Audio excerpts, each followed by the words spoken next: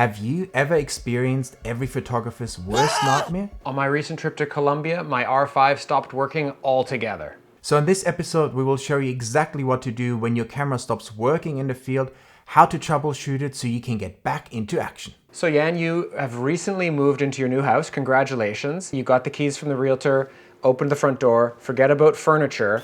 I'm going to start chopping down trees and setting up bird feeders. Is that accurate? That's very accurate because actually I'm still not fully moved into the house, but all the bird feeders are already fully functional and running. For now, I've just put up some dummy perches. I put out some fruit, some water, and there's already some cool pale-headed rosellas coming in. It's nothing better than having some awesome parrots in your backyard. If you have your own backyard and feeders, there's some key fundamentals that you can probably follow. So what's the most important when you install a bird feeder is that it's in a good location, and you want it to be in a good location for the birds, but you also want it to be in a good location for you as a photographer. In this backyard, it was a good spot anyways because there's one tall tree on one side and a tall tree on another side. So the birds can sit in the trees on either side and then kind of fly down to the more open bird feeder. If you have smaller songbirds like lots of chickadees and cardinals, you might want to have it a little bit more in a tighter space. Think about light angle, you want to think about your background, you want to think about the behavior of the birds you're trying to attract. So Glenn, I think you said in the last episode that you picked up a new lens, the 100-500 Canon, one of my favorite lenses as well. You recently took it to Colombia. How did you go with that lens in a kind of rainforest environment? I really enjoyed shooting with it. It's actually an ideal lens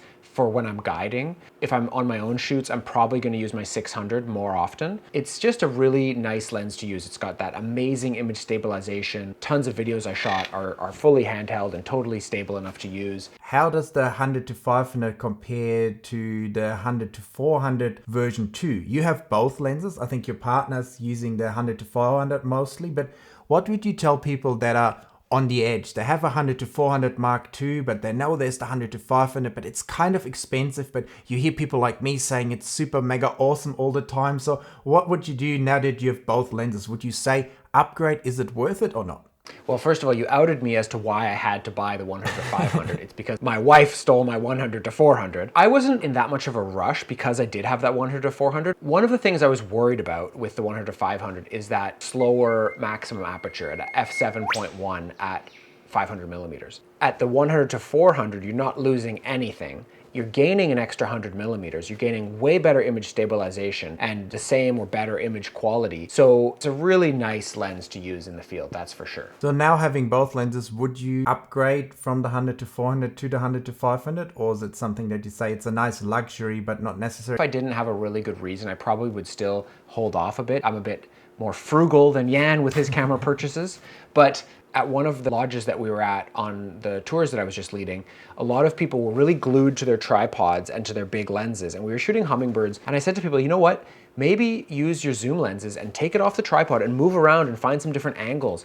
And people all of a sudden started getting a bit more creative and finding better images with those zoom lenses. So now you're leading workshops in Colombia, you're taking some photos with your 100-500. And did you do some of your own shooting as well? So I decided to fly up to an area called La Guajira. I managed to track down most of the ones I was after, like this amazing vermilion cardinal. Chestnut piculet was a really cool little woodpecker that I wanted to photograph. Close by, there's a really unique area, which is the Santa Marta Mountains. So I went specifically to try to photograph the Santa Marta mountain tanager and then also this black-headed tanager that I had missed on previous visits. But wait a second, Glenn, this sounds like an awesome trip, but we just told everyone that your camera broke in the field and you had to troubleshoot it and couldn't shoot for a while. So what actually happened? For the first few days, camera was working fine, all good, as normal. But then I started to get this issue that I'd heard other people having where basically the camera kind of bricks up. It won't do anything. You turn it off and turn it on like you would normally try, but it won't turn off. So you actually have to pull the battery out. So it did it once, did it twice.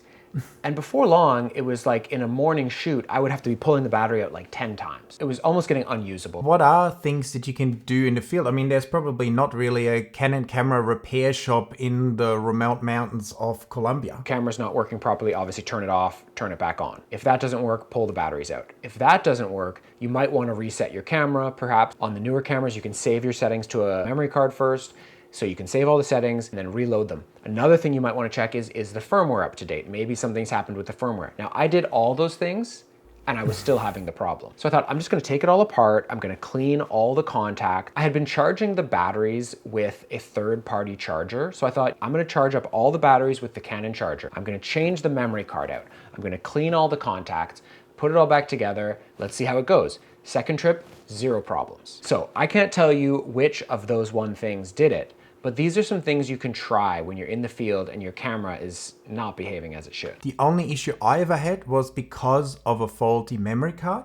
And it took me a long time to figure out. I thought it was the camera, I thought it's the battery, I thought the battery grip was loose, because whenever I turned the camera on, it would take really long to turn on sometimes, or it wouldn't turn off. And then I figured out eventually it was a broken CF Express card and the camera just tried to read it or got stuck on reading the card. I could still take photos weirdly and it would still write to the card, but it just had issues on startup. Or for instance, when I was filming video, it would sometimes just stop filming halfway through a video. If you have camera trouble, using different cards, at least trying different cards, is definitely a very good idea. Anything that's easy to change, like just to take a different memory card or a different set of batteries or whatever, you want to start with all those things and work your way down the list. You know, even the lens contact on the body could be an issue. Maybe it's not quite, some pin is loose or something, it's not quite getting in there. So try a different lens. You know, you just want to keep eliminating variables, and hopefully you find the one that's causing the problem. And if none of that works, that's why you have 2 or 3 spare cameras with you, isn't that right?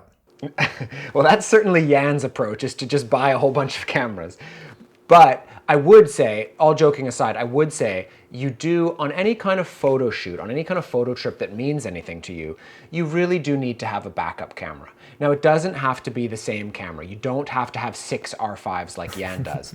But you do need to have 2 camera bodies. Now, for me right now, my backup camera is actually still a 7D2, and so it's a big step down. If my R5 isn't working, I'm not happy about it. But see, this is the problem. I always tell people, you want to have a backup camera that you're still happy to use, because otherwise you might be in a situation your main camera breaks and you feel like you almost still don't have another camera because the gap between the 2 cameras is so large. It's easy for me to have 2 or 3 or 4 cameras because I do so much filming. I need a bunch of cameras anyway, so I can just interchange them. If you only take photos, only have 1 or 2 lenses, and you only really use 1 camera, then carrying an expensive backup is definitely annoying, because chances are you won't use it most of the time. And in the past, I usually didn't have a backup camera with me, but now due to the filming, I always have a whole bunch, and it does make me feel better ultimately in the field, because I know if one breaks, I can just keep shooting. So if it's an important trip, you can even just borrow one for a while potentially. Rent one, yeah. No, it's true. That's not a bad idea. The one thing that you almost certainly will not have a backup of is your super telephoto lens. And that's one thing where unfortunately sometimes on trips, people will drop their camera, and it's really tragic when you see a big 600 hit the ground and clearly not working. And it's happened to me. I've gotten away with a couple of drops, even as recently as my trip to Papua New Guinea, where my camera fell and miraculously landed right on the hood and didn't break the lens. And this is another area where it pays off to have a lens like a 100 to 500, because while it's not the same as a 600 prime lens, you can still take some nice images at least. I think it's time for the photo of the week segment, so let's dive right in. The first image I picked is of this awesome blue-fronted redstart by Skandar SN from India. It was just an image that spoke to me. It had fantastic colors, that bright orange with that awesome blue color, such a cool contrast in the bird. And I also like that kind of green-gray background with it, because it really made those colors pop. So an image that I really enjoyed looking at. What you haven't seen is this kind of color combination. No. Like you'd expect it to be sort of like black and yellow or something like that, but this blue and orange is really interesting. Now, how do you feel about the cropping of this image? There's a lot of dead space on the top right-hand corner, so you drag it in, keep the ratio, but just have the bird a little bit bigger. I think it would make it an even stronger image. So the first image that I brought for us this week is by Sal Samir, and it's of this really cool little kingfisher coming in for a landing. Now, there's things I like about this image. There's one thing that I don't like about this image, which I'm sure Jan knows already, and you guys can probably guess as well. So, Jan, why don't you tell us what you think I don't like about this image? I think potentially you could have a slight issue with the perch that has the slight resemblance of a broomstick.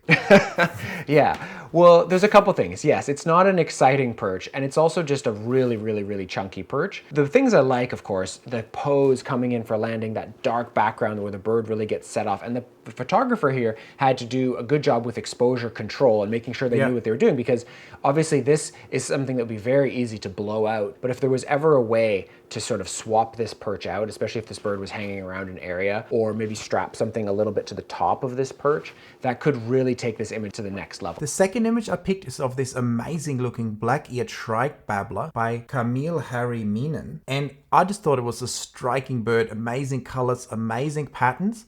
And this time you can guess, Glenn, what might I say about this image? Is there something that stands out? Is something maybe poked in the head here? Clearly this image could benefit from some cloning. Whenever you have a branch that's running, especially through the bird's head, it really has to go. It's too much of a distracting element. The bird is spectacular, and I think there's a lot of potential here. It just needs a little bit of cloning. With the techniques that Jan and I teach you in our various tutorials, Jan's masterclass, my ebooks, this is dead easy to remove that branch and to do it quickly. So don't be afraid of investing in a little bit of digital darkroom knowledge so that you can really make your images shine that much more.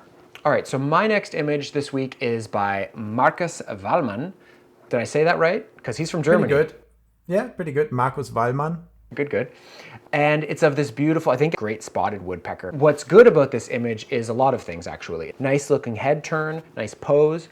Perch is very nice, and a nice pleasing background. So for me, I really enjoy this image. What do you think, Jan? I also think it's a great shot. It actually looks really nice and clean. Like the white sort of colors and the black on the woodpecker have very neutral colors, which makes it look really crisp and really nice. And it's also complemented very well by that sort of bright green background and that really nice looking perch. So all around a fantastic image. So the third image I picked was this awesome shot of great crested grebes in their courtship display by Natalie Geelin Wildlife. I just liked everything about it. I really liked the colors in this shot, the beautiful transition from the sort of gray foreground into the more colorful background. And of course, the dance of the two birds is just fantastic. The only thing I would do on this image, I would probably work on the birds a bit more. So I tried to give a little bit more saturation to the reds in the bird, just to make the bird stand out a little bit more. It's a stunning shot here. It's almost like a rainbow kind of effect of going some sort of cool blue up into that warm. So that also adds a lot to the shot. So I really like it. All right, and my last pick this week is of a bird that I can never pronounce properly, called a hoopoe, I think. It's by W.M. Narozny. I just think it's a great classic portrait of this bird. Really nice kind of tri-colored background, nice pose, nice perch. Everything's looking good in this shot to me. It's just a very pleasant image to look at. What do you think, Jan? I think it's a nice shot. It's very well edited. I assume it's a setup perch. It's probably at a setup in Eastern Europe, so I think you're not able to swap out the perches there. But if you could, I would probably be tempted to swap out the perch a little bit, because I think it's actually difficult for the bird to sit on the perch. And then you kind of get a pose where it's hard to see the tail, because it kind of goes up quite strongly. So the bird will always sit kind of upright and the tail will often be covered on this perch. So potentially you could just think about just having like an upright perch where the bird might sit even more upright and you see the full tail. But other than that, I think it's a fantastic shot with great light. Alright guys, that wraps up the bird photography show for this week. We hope you enjoyed the show and that it might help you to troubleshoot your camera down the track in the field. And have you ever had a disaster in the field with your camera where you've trashed your equipment and all is lost? Let us know down in the comments. Also make sure to give us a thumbs up for the video and subscribe to the channel, and we'll see you in the next video very soon. Bye guys. See you next time, guys.